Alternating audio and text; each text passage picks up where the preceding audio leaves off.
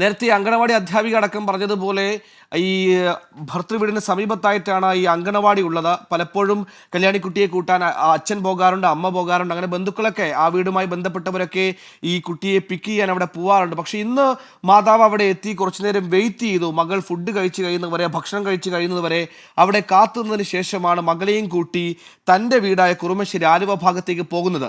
ഇങ്ങനെ മകളെ അങ്കണവാടിയിൽ നിന്ന് കൂട്ടുന്ന കാര്യം ഭർതൃ വീട്ടുകാർക്കും അവിടെയുള്ളവർക്കും അറിയില്ലായിരുന്നു. പിന്നീട് മകൾ വൈകിട്ടും എത്താത്തതിനെ തുടർന്ന് നടത്തിയ അന്വേഷണത്തിലാണ് ഇങ്ങനെ അങ്കണവാടിയിൽ നിന്ന് മാതാവ് കല്യാണി കുട്ടിയെ കൂട്ടിക്കൊണ്ടുപോയെന്ന വിവരം വീട്ടുകാരടക്കം അറിയുന്നത്. അതായത് കൃത്യമായി എന്തോ ഒരു ഉദ്ദേശം അത് ഈ മാതാവിനുണ്ട് എന്ന് നമ്മൾ ഈ ഘട്ടത്തിൽ സംശയിക്കേണ്ടി വരും.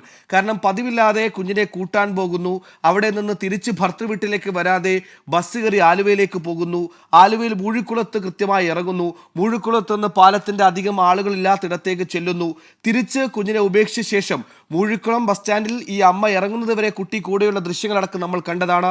തിരിച്ച് മൂഴിക്കുളത്ത് നിന്ന് ഓട്ടോയിലേക്ക് കുറുമശ്ശേരിയിലേക്ക് 2-2.5 കിലോമീറ്ററാണ്. ആ ദൂരം താണ്ടാൻ ഓട്ടോ വിളിക്കുന്ന സമയത്ത് മകൾ കൂടെയില്ല എന്ന് പറയുമ്പോൾ നമ്മൾ ആഗ്രഹിക്കുന്നില്ലെങ്കിലും വസ്തുതകൾ, കാര്യങ്ങൾ പോലീസ് പറയുന്നത് പോലെ ആ മാതാവ് മൊഴി കൊടുത്തതുപോലെ തന്നെ ആകണം എന്ന് തന്നെ വേണം നമ്മൾ ഈ ഘട്ടത്തിൽ അനുമാനിക്കാൻ. അതായത് കൃത്യമായൊരു ലക്ഷ്യം മാതാവിനെ സംബന്ധിച്ചുണ്ടായിരുന്നു.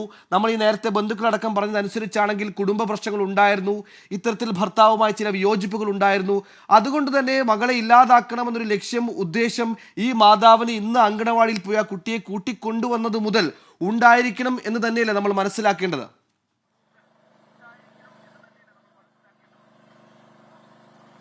സുഹൈല, ഇന്ന് വൈകിട്ട് മുതൽ അവരുടെ സ്വഭാവത്തിലും പെരുമാറ്റത്തിലുമൊക്കെ വലിയ വ്യത്യാസമുണ്ട്. സുഹൈൽ സൂചിപ്പിച്ചതുപോലെ തന്നെ സാധാരണഗതിയിൽ അവർ ആ കുട്ടിയെ വിളിക്കാൻ പോകാത്തതാണ്. പക്ഷേ ഇന്ന് എന്തോ തീരുമാനിച്ചുറപ്പിച്ചതുപോലെ കുട്ടിയെ അംഗനവാടിയിൽ ചെന്ന് വിളിക്കുന്നു.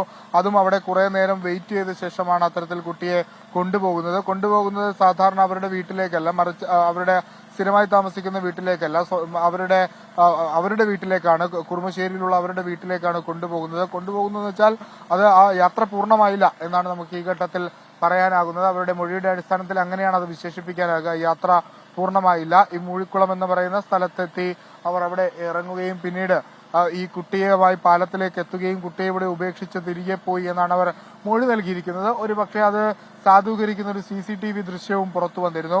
കുട്ടിയുമായി 7:30 സമയം വരെ കുട്ടി അവർക്കൊപ്പം ഉണ്ടാവുകയും പിന്നീട് അവർ തിരിച്ചു പോകുന്ന ഘട്ടത്തിൽ അല്ലെങ്കിൽ മൂഴിക്കുളത്തെ ബസ് സ്റ്റാൻഡിൽ പരിസരത്ത് അവരെ ഒരു ഒറ്റയ്ക്ക് കണ്ട CCTV ദൃശ്യങ്ങളും പുറത്തു വന്നിട്ടുണ്ട്. അത് തന്നെയാണ് പോലീസിന്റെയൊക്കെ സംശയം വർദ്ധിപ്പിക്കുകയും ശക്തമായ തെരച്ചിലിലേക്ക് പോകാം എന്നൊരു തീരുമാനത്തിലേക്ക് നീങ്ങുകയും ചെയ്തത്. നമ്മളിപ്പോൾ ദൃശ്യങ്ങളിൽ കാണുന്നത് ഈ സ്കൂബ ടീമിന്റെ ബോട്ടാണ്. സ്കൂബ ടീം ഏകദേശം 6ഓളം വരുന്ന സ്കൂബ ടീമാണ് പരിശോധന നടത്തുന്നത്. ഈ പാലത്തിന്റെ മധ്യഭാഗത്ത് ബോട്ട് സെറ്റ് ചെയ്തുകൊണ്ട് ആ ബോട്ടിൽ കയറ് കെട്ടി ആ മധ്യഭാഗത്തുള്ള ഈ തൂണിന്റെ വിവിധ വശങ്ങൾ കേന്ദ്രീകരിച്ച് അവർ പരിശോധന നടത്തുകയാണ്.